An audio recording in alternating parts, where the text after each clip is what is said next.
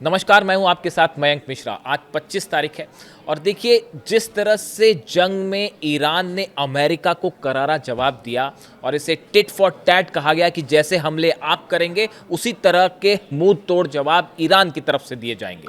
इस स्ट्रैटेजी को अब इकोनॉमिक वॉर जोन में भी अपनाया जाने लगा है और लेटेस्ट इसका एग्जाम्पल है कनाडा का। जिस तरह से अमेरिका और कनाडा के बीच टैरिफ टॉक्स जो हैं वो फेल हो गई, उसके बाद डोनाल्ड ट्रंप ने अमेरिका ने यह ऐलान कर दिया कि कनाडा के ऊपर 50% टैरिफ लगाया जाएगा। अब कनाडा ने भी इसका जवाब दे दिया है और ये कहा है कि जो टैरिफ जिन सामानों पर अमेरिका टैरिफ लगाएगा उसी तरह का टैरिफ कनाडा भी लगाएगा। यानी ये स्टाइल वही कहा जा रहा है जैसे जंग में ईरान ने जवाब दिया है, वैसे ही अब इस टैरिफ वॉर में कनाडा अमेरिका को जवाब देने जा रहा है। देखिए, अमेरिका द्वारा कनाडाई सामानों पर 50% टैरिफ लगाने के जवाब में कनाडा के प्रधानमंत्री मार्क कार्नी ने घोषणा की है कि कनाडा 8 सितंबर से अमेरिकी उत्पादकों पर डॉलर के बदले डॉलर बराबर के हिसाब वाला ट्रैफिक लगाएगा, यानी टैरिफ लगाएगा। यानी कि जितना टैरिफ अमेरिका लगाएगा उतना ही टैरिफ कनाडा की तरफ से भी लगाया जाएगा। 8 सितंबर को ये कहा गया है कि 8 सितंबर से इसे लागू किया जाएगा, जिसमें कनाडा डेयरी उत्पादकों, स्टील, घरेलू उपकरण, कृषि मशीनरी, इलेक्ट्रॉनिक सामान और पल्प एंड पेपर उत्पाद समेत कई अमेरिकी ऐसे क्षेत्र हैं जिनके ऊपर टैरिफ लगाया जाएगा। इस तरह की प्लानिंग जो है वो कनाडा ने कर ली है। कनाडाई सरकार ने अमेरिकी टैरिफ से प्रभावित होने वाले घरेलू व्यवसायों और श्रमिकों को सहायता प्रदान करने तथा अर्थव्यवस्था में विविधता लाने के उपाय भी शुरू करने का फैसला किया है। यानी देखिए, कनाडा 2 स्तर पर काम कर रहा है। पहला तो एक तो उसका कहना है कि टिट फॉर टैट, अगर आप हमारे पर टैरिफ लगाएंगे, जितना टैरिफ आपने लगाया उतना ही टैरिफ हम भी लगा देंगे, यानी जैसे को तैसा। पहला कनाडा का स्ट्रैटेजी है। दूसरी स्ट्रैटेजी ये है कि अमेरिका के टैरिफ लगाने से जो नुकसान जिस क्षेत्रों में होगा, जहां पर जॉब्स जा सकती हैं, जहां पर मंदी आ सकती है, उस सेक्टर्स को कैसे सपोर्ट किया जाए और वहां पर कैसे ग्रोथ मेंटेन की जाए, इस कोशिश में कनाडा जुट गया है। यानी ये बिल्कुल वैसा ही है जैसे ईरान ने कोशिश की कि ईरान, चाहे वॉर हो चाहे इकोनॉमिक सैंक्शंस हो, उससे ईरान की इकॉनमी को जो नुकसान हो रहा है उसको कैसे कम किया जाए और ईरान कैसे अपनी व्यवस्था को डेवलप करे। देखिए, 30 साल से प्रतिबंध लगे हैं ईरान पर, उसके बावजूद जो है ईरान की इकॉनमी इज गोइंग ऑन और वहाँ पर लोगों की दिनचर्या अब भी चल रही है। आम देशों की आप तुलना करें तो आपको लगेगा कि इतना लंबे समय तक टैरिफ के बाद पता नहीं क्या हो जाए, लेकिन ईरान ने अपना एक सिस्टम इवॉल्व किया है। अब उसी तरह से कनाडा भी ये कह रहा है कि ट्रंप के टैरिफ का हम कोई असर नहीं होने देंगे और पूरी कोशिश करेंगे कि अपनी अर्थव्यवस्था के लिए जो ज़रूरी कदम है वो उठाएं। अब देखिए, जो ये टैरिफ अमेरिका लगा रहा है कनाडा पे, इसके बदले कनाडा जो अप्रोच लेगा या क्या जवाब देगा अमेरिका को और उससे क्या असर होगा अमेरिका को, उसमें उसको शॉर्ट में समझते हैं। कनाडा के नए टैरिफ का असर स्टील, डेयरी उत्पाद, घरेलू उपकरण, कृषि मशीनरी, पल्प और पेपर के साथ साथ इलेक्ट्रॉनिक्स जैसे क्षेत्रों पर भी पड़ सकता है। ये वो एरियाज हैं जहां पर कनाडा की तरफ से अमेरिका पर जो टैरिफ लगाया जाएगा उसका असर होगा। कार्नी ने कहा कि इन नए टैरिफ की पूरी जानकारी आने वाले दिनों में जारी की जाएगी और ये लेबर डे के बाद 8 सितंबर से इस टैरिफ को प्रभाव में लाया जाएगा। ये कनाडा के प्रधानमंत्री ने कहा है कि 8 सितंबर के बाद से ये प्रभाव में लाए जाएंगे। देखिए, अमेरिका कनाडा की ट्रेड डील के बीच में रोकने के बाद, ये ट्रेड डील जब बीच में रुक गई, उसके बाद कनाडा के प्रधानमंत्री मार्क कार्नी ने ट्रंप को बड़ी धमकी दी। उन्होंने याद दिलाया कि अमेरिका की ग्रोथ कनाडा की वजह से हो रही है।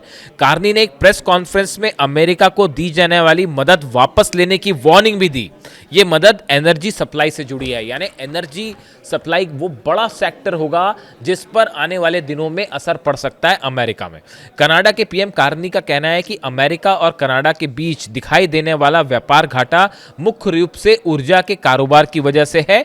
अमेरिका अपनी ऊर्जा जरूरतों के एक बड़े हिस्से के लिए कनाडा पर निर्भर है और ये सच है। देखिए, एनर्जी को लेकर अमेरिका जो है वो कनाडा पर निर्भर करता है। इस तरह की बात कनाडा के पीएम ने कही। आंकड़ों की बात करें तो अमेरिका को करीब 99% प्राकृतिक गैस कनाडा ही निर्यात करता है। इस तरह की बात कही गई। जबकि लगभग 85% बिजली कनाडा से खरीदता अमेरिका। सीधे शब्दों में कहा जाए तो अमेरिका का पावर सेक्टर कनाडा पर काफ़ी कुछ निर्भर करता है। ये बात जो है कनाडा की तरफ से कही गई है कि एनर्जी सेक्टर खास तौर पर, पावर सेक्टर जो है, और प्राकृतिक गैस के मामले में अमेरिका डिपेंड करता है कनाडा पे। और अगर ये टैरिफ ट्रेड वॉर इसी तरह से चलता रहा तो इसका बड़ा नुकसान इन क्षेत्रों में देखने को मिलेगा अमेरिका में।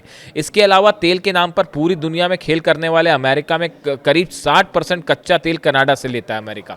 इस तरह की बात भी दावे सामने आए कि 60% तेल जो है वो कनाडा से आता है, यानी एक बड़ा हिस्सा है। और अगर ये सप्लाई चेन में बाधा आती है तो इसका बड़ा नुकसान हो सकता है अमेरिका को, और वहाँ पर जो है आप देख सकते हैं कि कीमतें भी बढ़ सकती हैं।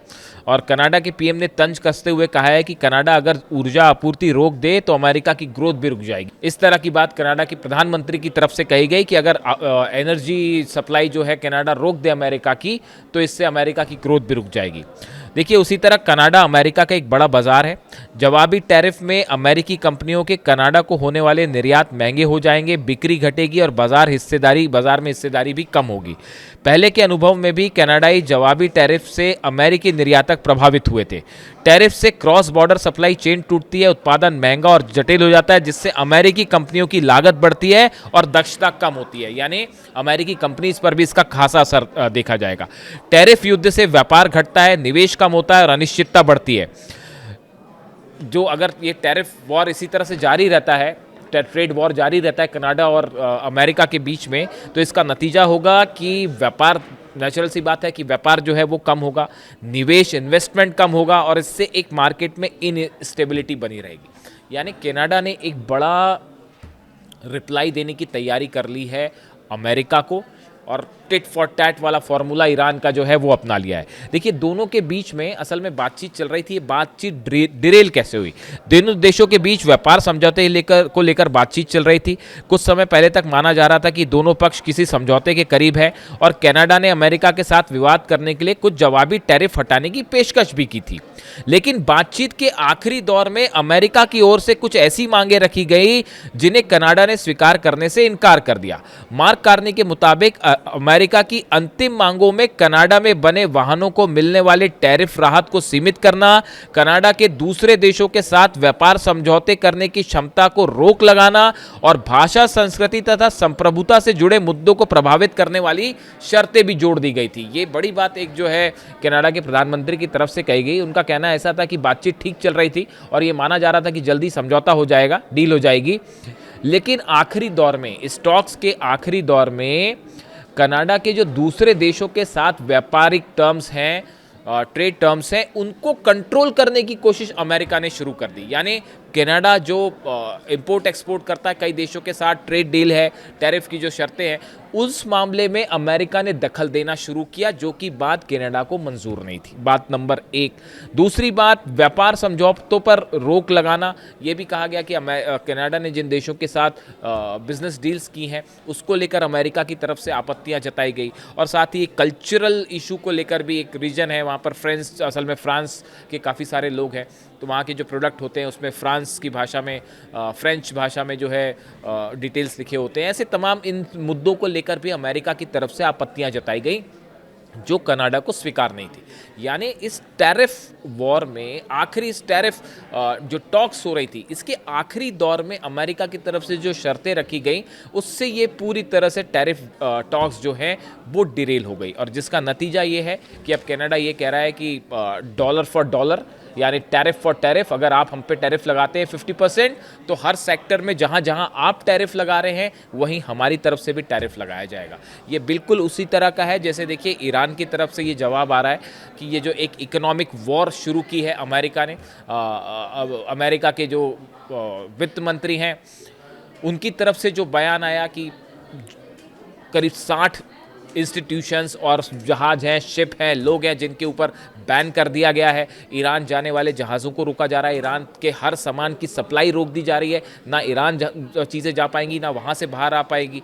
और यहाँ तक कि अमेरिका ने बाकी देशों से भी कहा है कि आप भी ईरान के साथ यही शर्तों का पालन कीजिए और ईरान की इकॉनमी से किसी तरह का सहयोग नहीं होना चाहिए। इसको लेकर ईरान ने भी जवाब दिया है और ईरान ने भी इसी भाषा में जवाब दिया है कि अगर आप इकोनॉमिक ब्लॉकेट करते हैं तो हमारी तरफ से भी यही होगा और हॉर्मुज से और बाब अल मंदेब दोनों जगह से ऑयल की एक बूंद सप्लाई नहीं करने दी जाएगी। इसके साथ ही ईरान के वित्त मंत्री की तरफ से भी ये बयान आया है कि ईरान कई सालों तक बिना किसी की मदद के इस इकोनॉमिक ब्लॉकेड का मुकाबला करने के लिए तैयार है। यानी ईरान पहले से ये मान के चल रहा था कि आज नहीं तो कल अमेरिका की तरफ से ये इकोनॉमिक वॉर जो शुरू की गई है, इसको लेकर जो है कोई फैसला किया जाएगा और ईरान पहले से इसकी तैयारी कर रहा था। अब देखिए पिछले कुछ समय में जो मिडिल ईस्ट में समीकरण बदले हैं और ईरान का जो अप्रोच रहा अमेरिका को लेकर, उसने एक सुपर पावर की जो इमेज थी उसको पूरी तरह से ध्वस्त कर दिया है। अब इकोनॉमिक वॉर शुरू है। देखिए पहले जंग में अमेरिका के बेसिस तबाह हुए, तमाम बड़े झटके लगे, हॉर्मुज बंद है।